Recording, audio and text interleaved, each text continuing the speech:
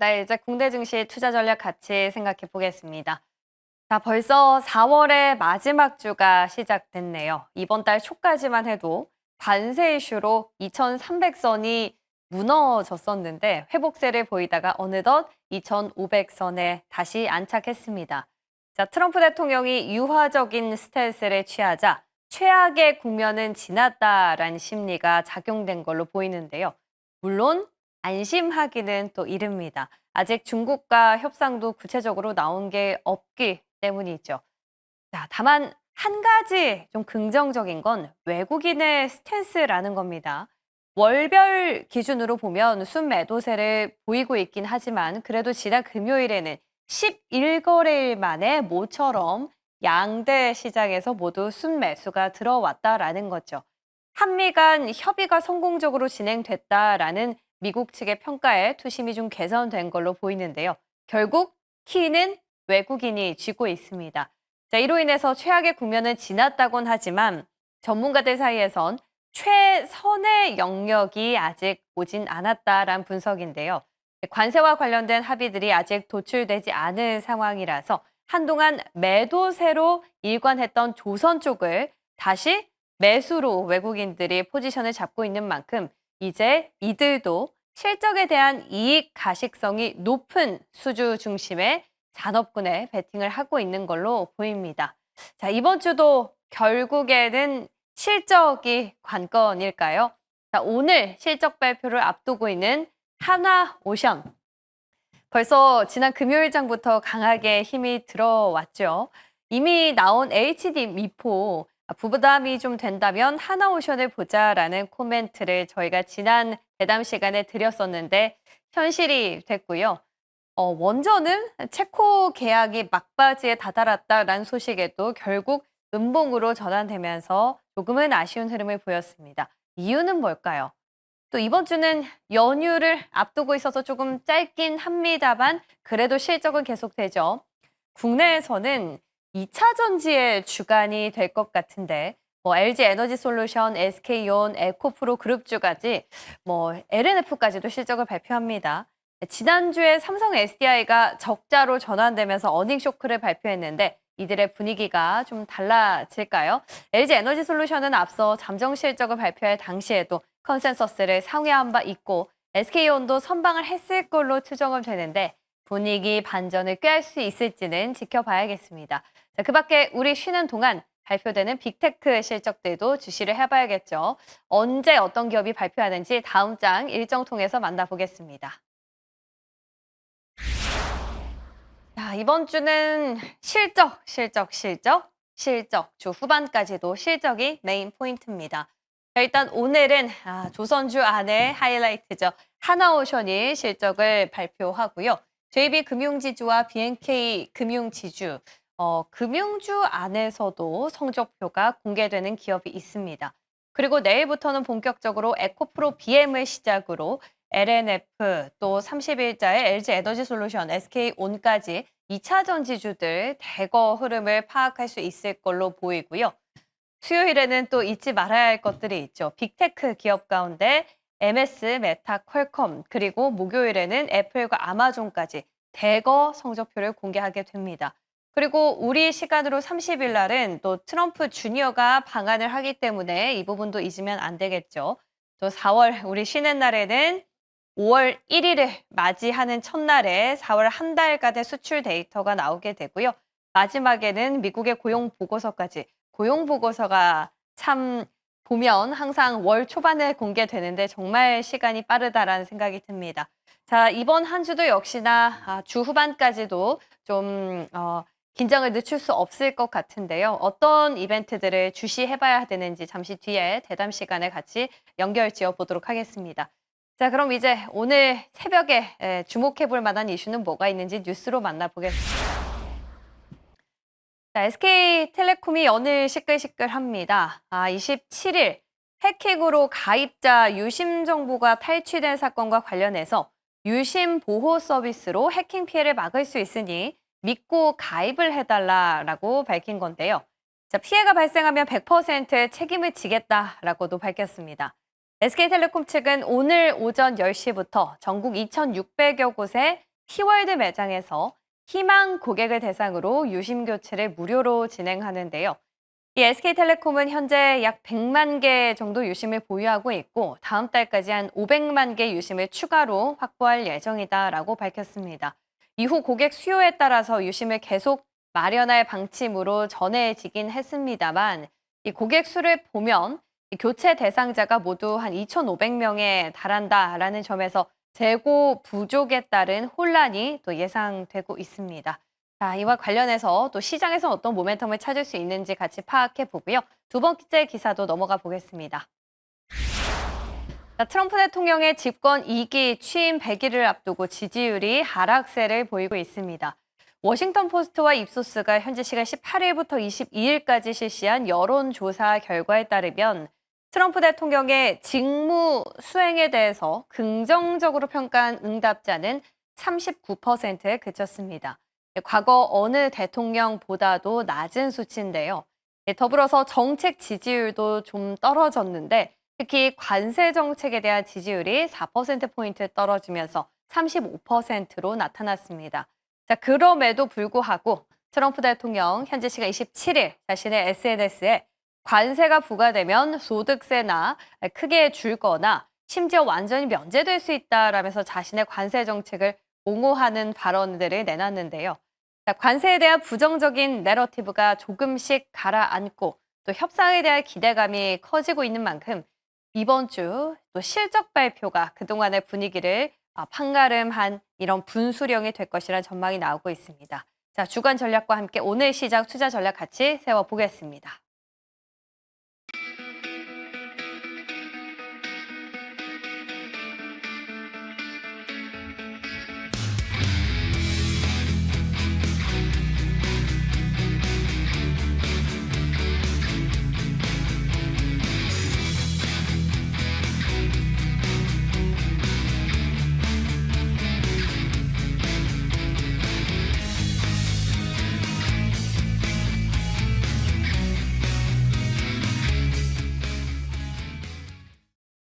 나주를 시작하는 월요일 아침입니다. MBN골드 조선인 매니저 퍼스트프라임 리서치 이동근 대표와 함께하겠습니다. 어서 오십시오. 안녕하십니까. 자, 한 주가 정말 빠르게 지나가는데요. 오늘 키워드 어디에 주목하시는지 바로 만나보겠습니다. 공개해 주시죠. 대한민국을 살린 조선업, 공포에서 반등 국면이다라고 주셨네요. 자, 조선업 이번 주 당장 오늘이죠. 하나오션 이제 실적을 그렇죠. 발표하는데 계속 될까요? 이 랠리? 네. 벌써 이제 24일 지난주에 미국과 2+2 협의를 했죠. 그때 이제 조선업을 레버리지로 해서 키포인트 그겁니다. 자동차와 반도체 지금 관세가 지금 적용이 되고 있는데 관세를 인하할 이유를 제시를 했는데요.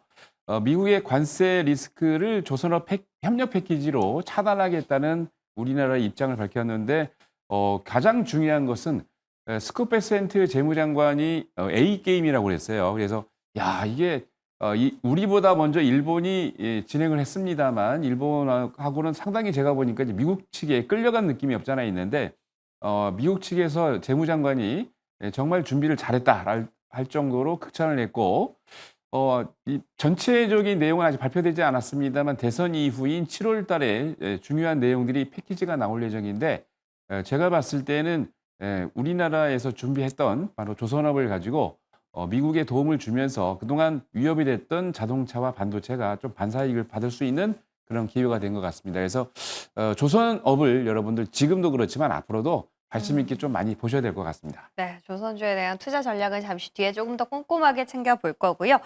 자, 우리 이 대표님은 공포에서 반등 국면에 시작됐다라고 보시는 겁니까? 사실 이미 지금 반등이 진행 중이라고 볼 수 있겠고요. 지수 레벨로 봤을 때 나스닥 기준으로 이제 여러분들 아마 기억하실 텐데 4월 9일 날 12% 이상의 지수 반등이 나타났단 말이죠. 근데 지금의 지수대가 딱 거기에요. 무슨 얘기냐면은 결국 지금 아직까지 전체적인 흐름으로 봤을 때는 1차적인 반등이 나타났다가 거기서 다시 한번 조정을 받고 지금 다시 이제 반등이 나타나고 있는 국면이다. 그러니까 이게 2차 반등의 국면이라고 볼 수가 있을 것 같고요. 결국 단기 반등에서는 지금 분명히 단기 반등은 나타나고 있지만은 이것이 아직 어떤 상승의 흐름으로 진입하기에는 조금은 그 판단은 조금 이르다라는 그런 말씀을 드리고 싶고, 뭐 관세 폭탄 이후에 시장이 좀 이제 혼란을 수습해가는 과정에서의 어떤 지금의 시장의 딱 그 컨센서스는 그건 것 같아요. 최악의 국면을 좀 지나갔다. 이런 아마 컨센서스가 좀 이제 시장에 대한 기대감으로 반영이 되고 있고, 미국의 주요 기업들의 주가 흐름을 보시더라도 아마 그렇게 나타나실 거고, 우리나라도 마찬가지고요.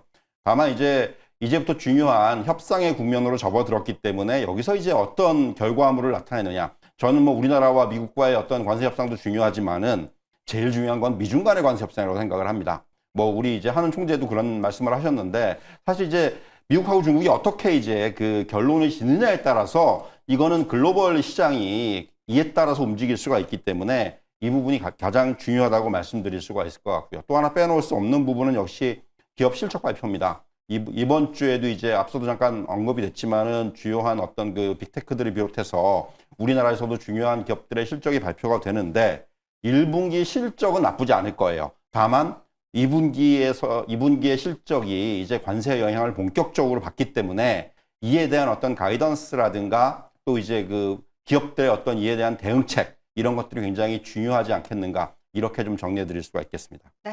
좋습니다. 오늘자 키워드 살펴봤고요. 이제 조금 전에 제가 브리핑했던 기사 통해서 저희가 투자 포인트를 어떻게 좀 연결을 지어봐야 될지 좀 궁금한 부분을 확인해 볼게요. 먼저 SK텔레콤입니다. 자, 유심 지금 뭐 준비가 돼 있다곤 하지만 가입자 수가 2,500만 명에 달하는데 500만 개면 뭐 5배, 5분의 1 그렇죠. 정도밖에 없는 거잖아요. 이 유심 여파가 시장에서 지금 반영이 되고 있습니까?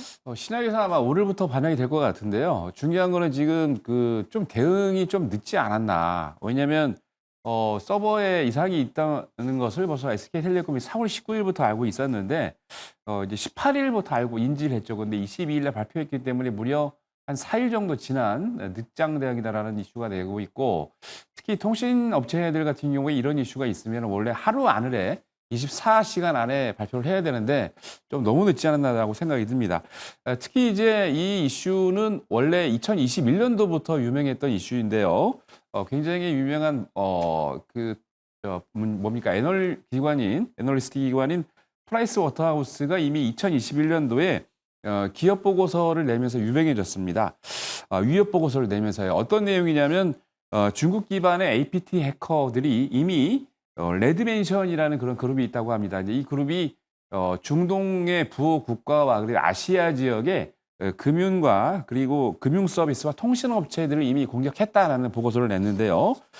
우리나라 같은 경우는 작년 1월 달하고 7월 달에 이미 통신 공격을 좀 받고 있는 그런 내용이 감지됐다고 합니다. 그리고 사이버 보안 업체로 유명한 시그니아가 해킹 방식이 중국 같은 경우는 국영 해킹 그룹이 있다고 그래요. 그래서 그 그룹 중에 위버엔트라는 수법과 유사하다라고 그랬는데, 가장 중요한 것은 여러분 1차적으로 유심부터 바꿔야 됩니다. 왜냐하면 지금 공격되고 있는 게 USS 서버라고 그러는데 거기에 여러분들의 고객 가입자의 모든 데이터들이 다 들어 있습니다. 정보 데이터가. 그래서 이게 왜 중요하냐면 여러분들이 갖고 있는 데이터하고 또 이제 해커들이 통신 데이터뿐만이 아니고 금융 데이터나 다른 데이터 갖고 있지 않겠습니까? 그래서 그거를 조합해서 맞춰서 그 사람의 금융 서비스, 여러분들의 통장에 또는 여러분들의 은행에 들어있는 돈을 빼갈 수가 있다는 얘기죠. 특히 이 그 USS 해커의 이번 이슈가 문제가 되는 거는 평소 때는 이 그 악성 해킹 코드를 심어놨는데 이 감지를 할 수가 없는데, 이게 이제 보통 통신 같은 경우는 패킷이라고 그래서 데이터를 보냅니다. 데이터를 보내면 쪼개서 보내는데 어떤 특정 데이터가 딱 들어올 때 그때부터 얘가 가동을 하기 시작해서 여러분들 스마트폰에, 핸드폰에 갖고 있는 모든 정보를 다 빼갈 수가 있기 때문에 조심하셔야 되고요. 특히 유심을 교체하기 전에 여러분들 뭐를 조심해야 되냐면 어떤 그 보통 보면 금융기관 같은 경우 예를 들어서 여러분들 보통 거래를 할 때 무슨 코드를 보내거나 이렇게 하는데, 그때 여러분들 인지하기 위해서, 여러분들이 이제 확인하기 위해서 데이터를 보내는데 그런 작업을 하시면 안 됩니다. 왜냐하면 여러분들이 갖고 있는 스마트폰하고 해커가 갖고 있는 스마트폰을 똑같이 복제를 해서 여러분들이 받아 있는 문자 메시지를 받아서 그 해커가 이용을 하면은 여러분들이 갖고 있는 비밀번호가 다 노출되는 것뿐만이 아니고 그 해커가 다 그거를 변경을 해서 여러분들의 정보를 탈취할 수 있기 때문이죠. 그래서 오늘부터 SK텔레콤이 유심부터 교체한다고 그러는데 늦지 않게 빨리 유심부터 교체하시고요. 관련 내용들은 아마 오늘부터 본격적으로 이제 SK텔레콤부터 시작해서 언론에 발표될 거니까 관련 내용들을 꼭 확인하시고 여러분들 정보가 소중한 여러분들 돈이 탈취되지 않도록 꼭 조심하시기 바랍니다. 네. 약간 국가기관에서 시청자분들한테 주의를 당부하는 그런 멘트를 해주셨는데 혹시 시장에서 FPCB라든지 유심 관련해서 뭐 볼만한 기업 있을까요? 유심 관련해가지고 볼만한 기업들이 한 세 종류가 있습니다. 네. 보통 이제 2010년도인가요? 그때부터 이제 위베벨럭스가 원래 이제 SK 관련해가지고 유심을 납품한 기록이 있는데 특히 또 특정한 잠깐만 보시면 특정 네. 기업들이 하나 있어요. 작년에 특히 이제 SK텔레콤뿐만이 아니고 국내의 업체들 중에서 가장 많이 유심을 확보하고 있는 1위 기업이 있습니다. 그 기업이 특이하게도 작년에 7월 달인가요? 대주주까지 교체가 됐는데 아마 그 종목이 아마 오늘 가장 빨리 상한가가 들어가지 않을까 그렇게 생각을 하고 있는데요. 그 종목이 바로 엑스큐어라는 그런 종목입니다. 그래서 아마 그 종목이 왜냐하면 이제 우리나라에서 마켓 쉐어가 가장 높기 때문에 엑스큐어라는 종목이 가장 빨리 상한가에 들어가지 않을까라는 벌써? 예상을 하고 네. 있습니다. 지난 거래일에 벌써 상한가를 터치했네요. 네네. 혹시나 뭐 PCB 관련해서 기판 기업이나 이런 기업들 봐야 되나 싶었는데 좀 특정 종목이 있었습니다. 오늘 변동성 유의를 해보셔야 될 것 같고요. 네, 대표님, 트럼프 대통령의 지지율이 계속해서 낮아지고 있습니다. 39%라고 해서 저는 이게 낮은 게 맞나 생각했는데 미국 기준으로 봤을 때는 역대 최저치라고 합니다. 네. 왜냐하면 그게 이제 그 처음에 우리가 얘기하는 한의문 기간이 있어요. 그러니까 미국은 특히 이제 그런 부분들이 강한데 한 6개월, 1년 정도까지는 이제 대통령의 정책에 대해서 조금 이제 시장이 이 부분을 갖다가 자, 어떻게 하나 보자. 이런 기간입니다. 쉽게 말하면은. 그러니까 같은 기간에서 봤을 때 바이든 전 대통령이 52%였고요. 트럼프 대통령 1기 행정부 때 42%였어요. 그러니까 트럼프 대통령 1기 행정부에서도 사실 처음에 약간 좀 그 시장이 의구심을 가졌던 부분들이 분명히 있거든요. 근데 지금 그때보다 더한 거죠. 그렇기 때문에 이제 이 트럼프 대통령의 지지율이 그만큼 낮다라는 부분이 증명이 되는 거고, 역시 이제 예상보다 훨씬 더 강한 이런 그 관세 정책에 대한 반작용이 나타나고 있다 이렇게 말씀드릴 수가 있겠고, 뭐 단순히 이것이 뭐 다른 나라들도 문제지만은 미국 자체, 미국 기업들 그리고 미국 소비자들한테도 지금 엄청나게 그 악영향을 주고 있기 때문에 당장에 이제 어떤 물가에 대한 걱정이라든가 또는 향후 어떤 경기 침체에 대한 우려까지 이제는 점점 더 강해지고 있는 상황이기 때문에 그런 부분들이 결국 지지율로 반영이 되고 있다고 말씀드릴 수가 있겠고요. 전 최근에 이제 트럼프 대통령도 그렇고 미국 행정부도 그렇고 조금 출구 전략 쪽으로 방향을 잡았다고 생각을 해요. 일단 행정부 내에서 가장 중요한 거는 저는 지금 베센트의 역할이라고 생각을 합니다. 왜냐하면 베센트는 시장주의자고 나름대로 지금 어떤 그 강요 중에서 굉장히 합리주의자예요. 그러니까 사실 어떻게 보면은 이번에 90일 유예 정책이 나온 것도 베센트의 입김이 상당히 강하게 작용했다라는 것이 미국 현지에서의 어떤 중론이거든요. 그러니까 트럼프 대통령의 강경 일변도의 드라이브를 거의다가 결국 이것이 물론 여러 가지 이제 요인들이 있겠습니다만은 결국 이것이 잘못하다가는 정말 그 돌이킬 수 없는 쪽으로 갈 수도 있겠다라는 그런 부분들을 감지하게 된 것도 결국은 이런 그 베센트 장관의 역할이 어느 정도 상당히 작용을 했다 이렇게 말씀드릴 수가 있을 것 같고요. 그렇기 때문에 이런 그 출구 전략을 지금 이제 출구 전략에 진입을 해 있는 상황인데, 그래서 이제 앞서도 말씀드렸지만 가장 중요한 거는 결국은 이제 지금 미국의 목표는 중국이지 않습니까? 그러니까 중국과의 관계를 어떻게 풀어나가느냐가 모든 어떤 이런 그 지금 향후의 어떤 정책에 있어서의 가장 중요한 키가 아니겠는가, 이렇게 좀 말씀드릴 수가 있을 것 같습니다. 주말 사이에 타임즈 인터뷰도 굉장히 많이 화제가 됐지만 뭔가 중국과 협상을 하고 있는 중이다라고 워딩이 나왔으니까 아무래도 5월 초쯤에는 가닥이 잡히지 않을까라는 생각이 듭니다. 하지만 그 전에 가장 중요한 포인트, 이번 주는 바로 실적이겠죠. 그 실적 중에 대망의 하이라이트 기업이 하나 발표가 되는데요. 첫 번째 끌리는 점 통해서 만나보겠습니다. 자, 바로 조선이에요. 조선주 안에서 하나오션의 월요일날 실적이 나오기 때문에 HD 현대미포 부담스러우신 분들은 후속주로 하나오션 챙겨보자라고 저희가 말씀드렸었죠. 근데 지난주 금요일날 벌써 시세가 나와버렸습니다. 오늘 하나오션 실적은 어떻게 좀 예상을 하세요? 7개 증권사들이 리포트가 얼마 전에 나왔는데 전체적으로 평균을 보니까 매출 같은 경우는 전년 대비 한 36% 상승한 3조 1,073억, 그리고 영업이익도 무려 252%나 증가를 한 1,863억이 나올 것 같습니다. 그러니까 작년 대비 굉장히 많이 수출과 매출과 영업이익이 증가했다라고 보시면 되는데, 특히 왜 이렇게 많이 올랐을까라고 분석한 기관들 내용을 보니까 네 가지입니다. 총. 첫 번째는 하나오션이 이제 석유 시추선 드릴십 관련해 가지고 소송 관련 이슈가 있었습니다.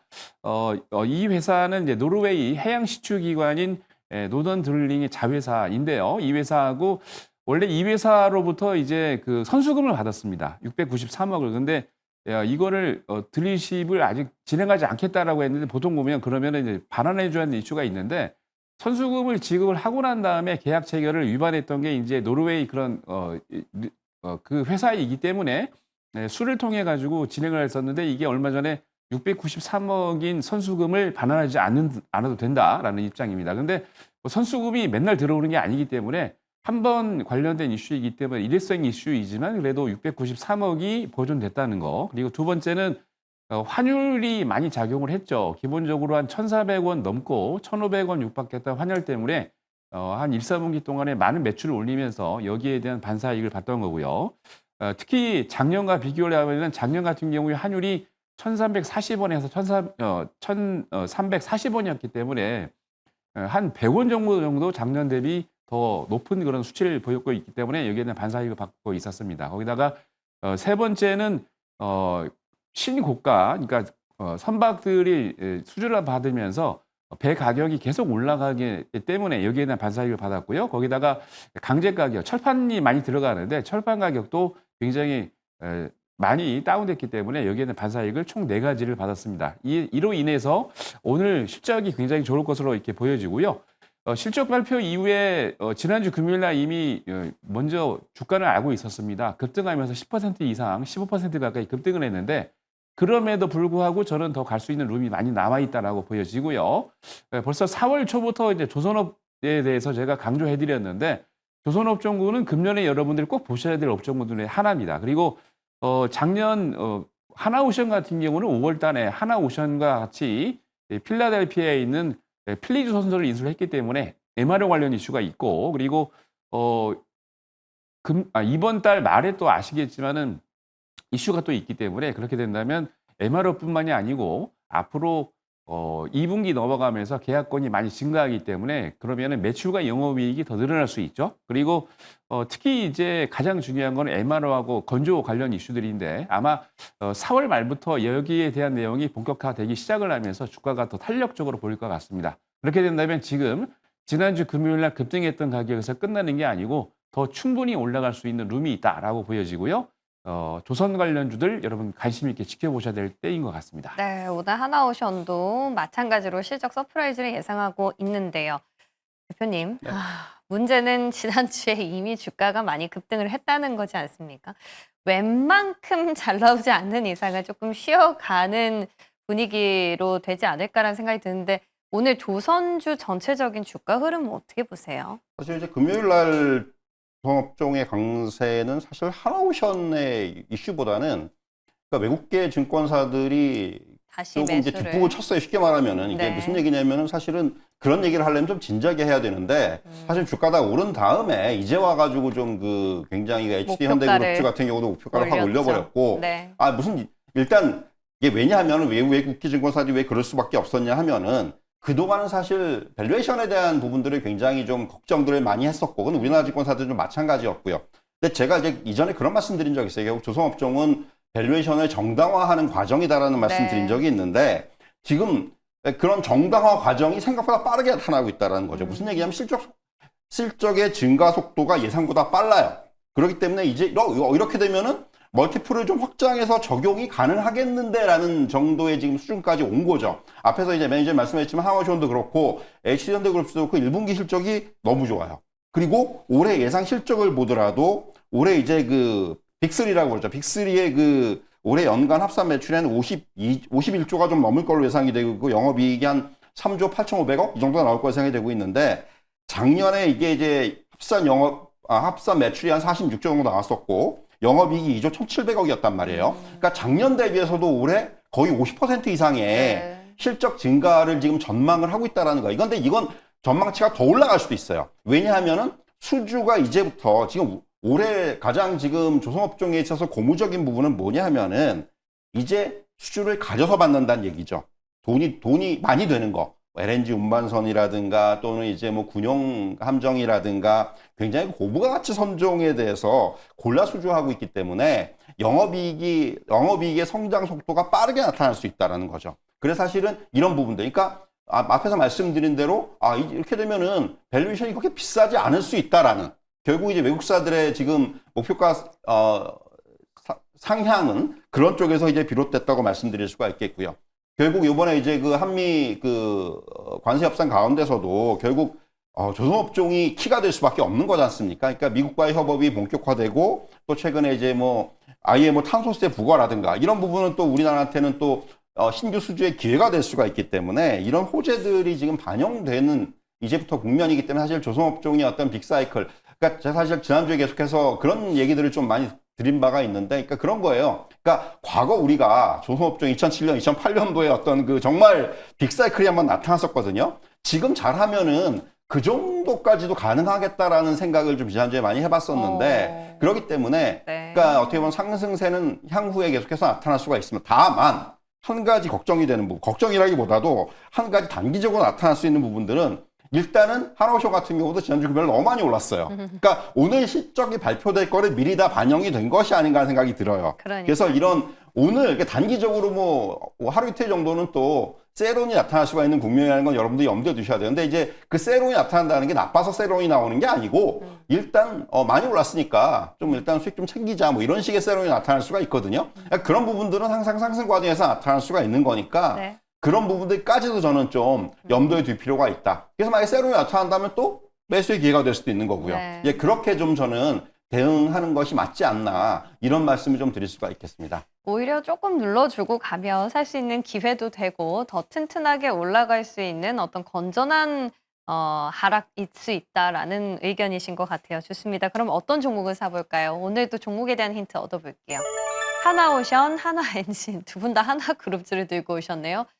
지난주 HD 현대미포로 마무리를 했었는데 네. 하나오션이 더 낫습니까? 어떻게? 하나오션도 좋죠. 예. 하나오션도 뭐 실적이 오늘 좋게 나올 거는 당연한 거고, 원래 이제 뭐 세론이나 아니면 관련 분들에서 주가가 너무 지난주 금요일에 많이 올라지 않았냐 그러는데 왜 그러냐면 기관과 외국인들이 공매도를 상당히 많이 쳐놨습니다. 거의 한 600만 주 이상 공매도를 쳐놨는데 조금 이제 그게 들어오긴 했어요. 쇼커버링이. 근데 제가 보기에는 뭐 실적이 좋은 거는 이미 다 여러분이 알고 계실 테고 당연히 4월 달 말의 이슈부터 시작을 해가지고 지금 계약건이나 여러 가지 것들이 다 연계돼 있기 때문에 그렇게 된다면은 쇼커버링 이후에 또 기관과 외국인들이 매수세가 더 이어지지 않을까라고 생각됩니다. 그래서 저는 뭐 세론 뉴스보다는 오히려 이게 지난주 금요일이 출발이고 아직까지 갈 길이 멀다라고 생각을 합니다. 네.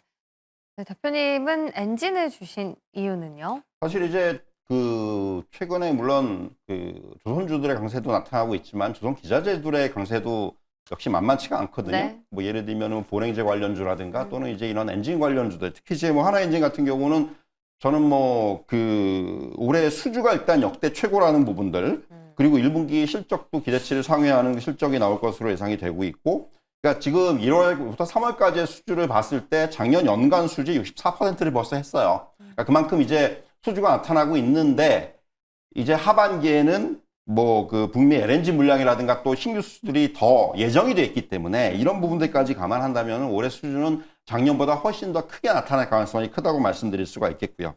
결국 이런 부분들, 그러니까 수주 잔고라든가, 그리고 이제 아시겠지만 최근에 이제 우리나라 엔진에 대해서는 뭐 그런 얘기들 나오잖아요.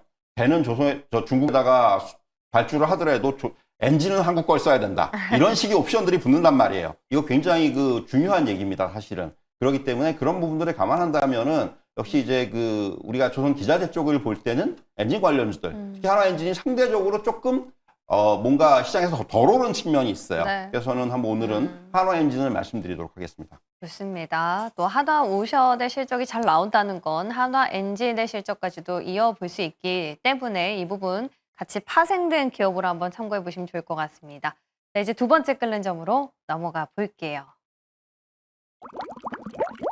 원전은 좀 궁금합니다. 저희가 지난 시간에 마지막에 또 막간에 활용해서 체코 소식이 이제 수주가 정말 막바지에 다다랐다라고 전해드렸는데 시장에서 굉장히 좀 큰 화두가 될 줄 알았는데 생각보다 힘이 없더라고요. 이게 왜냐면 이제 시장이 돈이 많지가 않기 때문에 네. 섹터별로 움직이는 것 중에 가장 큰 섹터로 돈이 몰리게 돼 있다라고 보시면 될 것 같아요. 조선 사실이 쪽으로. 그렇죠. 예, 그래서 지난주 금요일 날 이제 조선업종들이 너무 세게 움직이니까 원전에 긍정적으로 보고 있던 일부 금액들이 이 조선업종으로 모였다라고 생각하시면 될 것 같고요. 사실 원전 관련 이슈는 변함이 없습니다. 체코에서 이미 체코 정부가 프랑스의 전력공사가 수론했죠. 우리나라의 한수원을. 근데 우선 이게 이제 항소를 기각을 하고 난 다음에 한수원을 우선 협상 대상자로 이미 선정을 했습니다. 이거는 뭐 이미 계약을 체결하겠다는 얘기를 하고 있는 거고요. 날짜만 지금 정해져 있는데 5월 7일이나 늦으면 5월 22일까지 약간 이제 저도 4만 5초라고 얘기를 했는데 조금 기간이 좀 계약 날짜가 조금 미뤄질 수 있다는 거. 그리고 특히 이제 지난주 금요일 날 주가가 약간 좀 요동쳤던 이유가 계약 사항이 조금 변동이 된 것 같아요. 관련 내용들은 제가 자세하게 알 수는 없습니다만 변동 내용 때문에 조금 주가가 움직였다는 거. 그리고 가장 중요한 거는 말씀드린 대로 현재 지금 돈이 시장에 굉장히 많이 이제 유동성이 풍부한 게 아니기 때문에 이 그 조선업종이 굉장히 강하게 움직이는 걸 보고 일부 세력들이 차익을 실현해서 그쪽으로 좀 넘어간 것 같습니다. 근데 변동사항은 없기 때문에 5월 7일이나 22일 정도 계약 체결하면 그때 전후해서 또 한번 슈팅이 나올 수 있는 구간이 있고요. 그 이후에는 계약권 상에서 그리고 관련된 내용에 따라서 주가가 또 탄력적으로 좀 움직일 수 있다고 생각하고 있기 때문에 원전주들은 이제 시작에 불과하다라고 보여집니다. 대표님은 원전주 매력도 어느 정도 평가하세요? 사실 이제 뭐 이런 그 체코 원전이라든가 이런 이슈들은 뭐 이미 시장에서 어느 정도 다 알고 있는 상황이고 저는 사실 주목해야 되는 부분들은 어떤 그 정책이라는 측면에서 주목을 해야 된다고 생각을 합니다. 무슨 얘기냐면 결국은 이제 지금 조기 대선 국면인데 뭐 어떤 그 정권이 바뀌든 안 바뀌든 뭐 어쨌든 간에 이 에너지와 관련된 정책은 좀 변화가 있을 거라고 생각을 해요. 무슨 네. 얘기냐면 기존에 사실은 정권이 교체될 때마다 우리가 이제 뭐 친환경에서 뭐 이제 원전에서 뭐 이런 식으로 이제 일변도 어느 한쪽에 일변도의 정책이 나왔지만은 이제는 사실은 지금 누구나 주장하고 있는 부분들은 에너지 믹스에 대한 얘기예요. 결국은 무슨 얘기냐면은 원전의 비중을 유지하는 정책입니다. 결국은 이제 그 최근에 이제 그 친환경이나. 유력 후보들도 그런 얘기를 했지 않습니까? 네. 사실 이제 뭐 탈탄소 쪽으로 가서 예. 이제 석탄 발전소에 대해서 이제 단계적으로 이제 폐지해 가는 쪽으로 가고 결국 그 자리를 메울 수 있는 거는 원전이에요. 그래서 지금 아마도 이 에너지 믹스 정책은 결국은 신재생 에너지 그리고 원전이 동반해서 같이 가는, 동반해서 적용을 성장을 해가는 이런 쪽으로의 어떤 방향성을 가져갈 거고요. 그렇다면은 결국은 원자력 발전소, 원전에 대한 비중은 계속해서 유지가 될 것으로 예상이 됩니다. 그리고 무엇보다도 뭐 여러분 잘 아시다시피 뭐 글로벌 빅테크들이라든가 우리나라도 마찬가지고요. 결국 이 전력에 대한 수요가 계속해서 늘어나는 상황에서 이게 이제 지속 공급이 가능한 쪽. 그러니까 최근에 이제 부각되는 게 SMR 아니겠습니까? 그렇죠. 이런 쪽에 대한 투자는 강화될 것이고 이제 서서히 그런 그 결실이 나타나기 시작하는 단계이기 때문에 그렇다면은 결국은 이 원전 관련주들은 이제부터 다시 좀 뭔가 새로운 그 페이지를 쓸 수 있다. 이런 쪽에서 저는 좀 접근할 필요가 있을 것 같습니다. 그러니까 정책적으로 투트랙이기도 하지만 시대적인 패러다임이 쪽으로 에너지를 가져갈 수밖에 없다라는 겁니다. 두 분 다 일단 긍정적인 의견을 주셨거든요. 자, 그럼 종목도 한번 선별을 해볼까요?